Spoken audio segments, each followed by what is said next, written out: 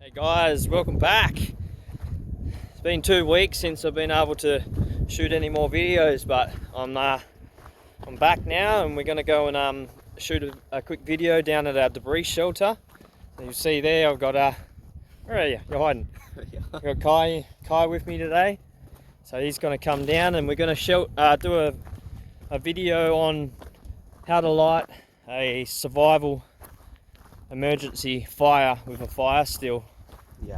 So yeah, we'll just stay tuned, and if it's the first time you're here to my channel, don't forget to like, subscribe, and yeah, roll the intro.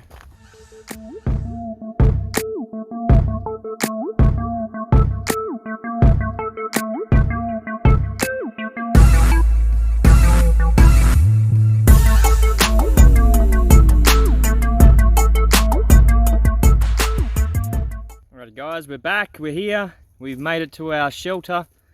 As you can see, we're inside it at the moment. You can't really, we haven't done much to it yet since I've been away, but it's all still standing, so that's a good sign. All right, we're gonna do the lighting a fire. I've got me little fire still here, and then we'll go from there. We'll go and gather some material now and see if we can find some nice tinder and some smaller sticks. So obviously there's three sort of main elements, I guess, for your fire. So yeah, what you're gonna need obviously to start a fire in an emergency situation is your air, which is all around you, and you're gonna need an ignition source. Yeah, the ignition source is the fire steel. So we've got the fire steel. If you're stuck, obviously you'd store a big lighter in your bag as well, or some matches, things like that. And the other main ingredient is your fuel. So your fuel is obviously your wood. So you want to start with your tinder, which is what you use to get the fire going, and then you want to start with 3 different size bits of fuel. So your smaller sticks, little twigs, branches, and then you want to move up to a little bit bigger, like probably pencil size, maybe crayon size pieces of wood, and then you want to start stacking on your logs and stuff once that gets going and creates a bit of coal. So yeah, so the first one obviously is the air.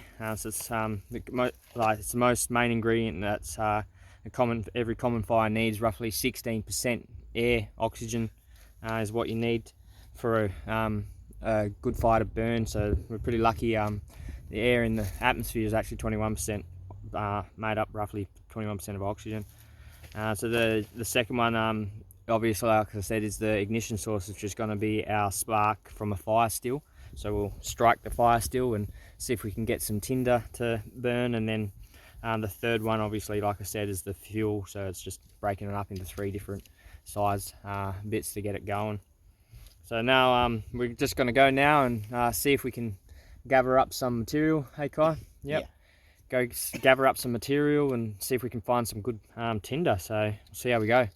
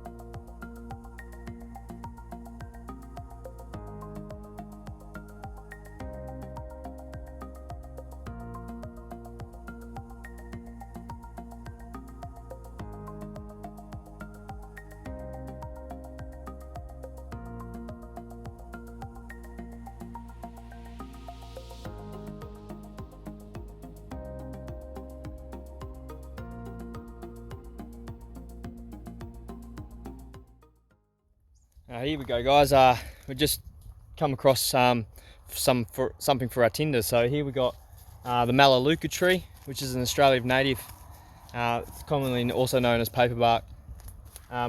these trees are actually protected, and they not only do they make a good form of tinder, but back in the early days, Aboriginal people used to use these big strips of paper bark they would wrap their like goannas or emus, kangaroo. They'd soak this stuff in some water, wrap their meat up, and put them into the fire. Some other good common uses that people use the paperbark trees, obviously for shelter. So it's a really soft, soft papery material. So it's really good for bedding and even for the walls and things like that in your tree. So today we're just going to take a little bit of it off the tree down the bottom here, the nice dry bits, and we'll use that and see how we go with getting that to spark up with me fire still.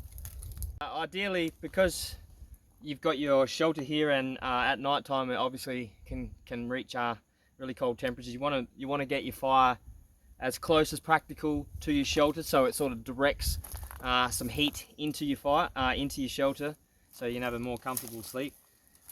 So what we're going to do is we're going to set up our little fire right outside our shelter here, but our shelter here is actually on a limestone sort of area, so it's not like we're going to have to dig down too much. But what we are going to do is sort of just move any debris out of the way and clear an area, because you don't want anything catching the light. Safety's first, so we've got to just kick out everything that we can. Ideally, you want it probably 3 or 4 times bigger than what your fire is going to be, so it doesn't any ash or coals that gets fired out shouldn't ignite anything. So yeah, you just want to be careful. So we'll just clear this area, and then we'll carry on with showing you how to get the fire started.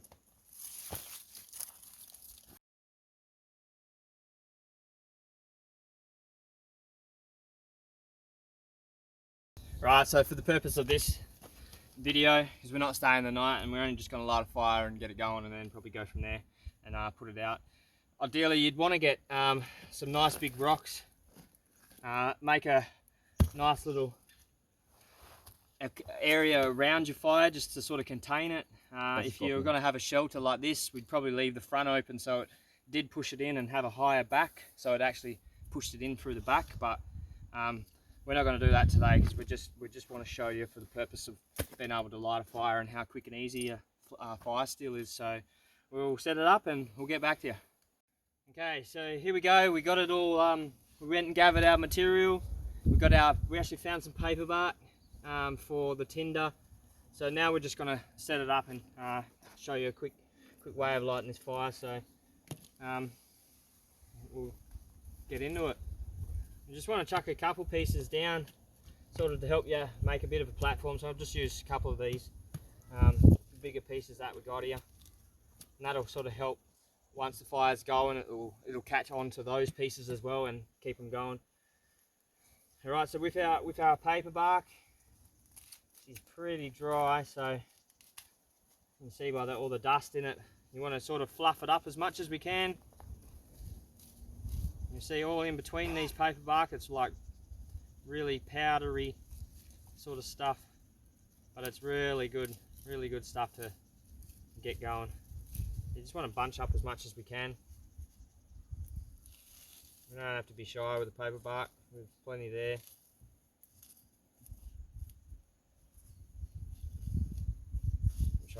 Might even be able to fluff some up with the knife, like in one of my other videos. But what you want to do is get it all ready. Like I said, we've got it in the 3 stages now. We've got the really small sticks, and then we've got the middle size, and then a little bit bigger, and then obviously later you would go to your logs. But for now we've got that. So you want to keep them on standby, because once your paper goes, paper does tend to burn really fast. So we want to get the wood on as quick as we can. So obviously you get your strike and you're going to put it down into your paper, and then bit of luck, this stuff will take a spark straight away.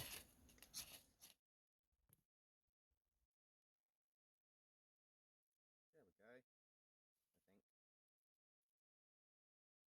think that's the wet one.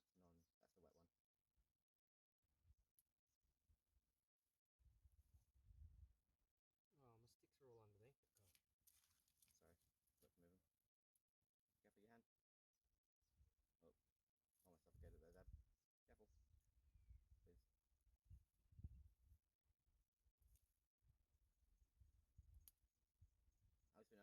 reason. But that makes no sense about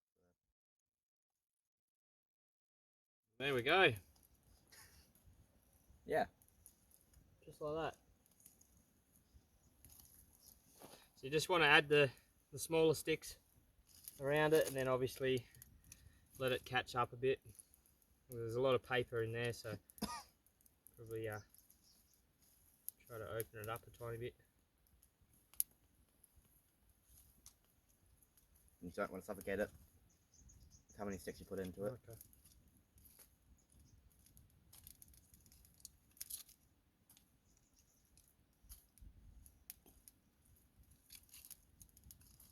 So that's it, you just want to tripod it up around it. Let those sticks catch a light. And yeah, with most fires, or with fire, obviously the oxygen is the most important thing. Here we get a bit of a breeze, so it's kind of helping to push it through it, but it's also kind of being a bit of a deterrent as well to try and let it get going. But once those little sticks catch on fire, should be roasting. Should be good.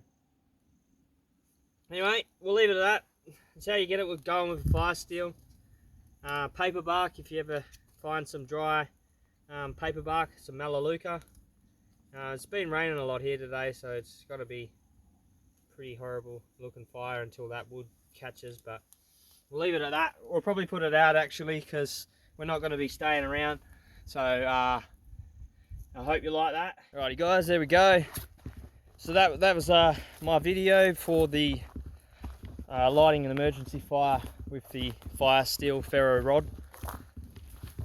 So hopefully that helps you guys if you are ever in like an emergency sort of situation. You'll be able to at least have a little bit of knowledge on sort of what things you can do to get you get you going and get you warm, keep you safe from the weather and things like that. So yeah guys, if you did like my video or this video, if you could just hit the like button, and if you're not a subscriber, you should seriously think about subscribing to my channel. I appreciate it, and it'd mean a lot to me.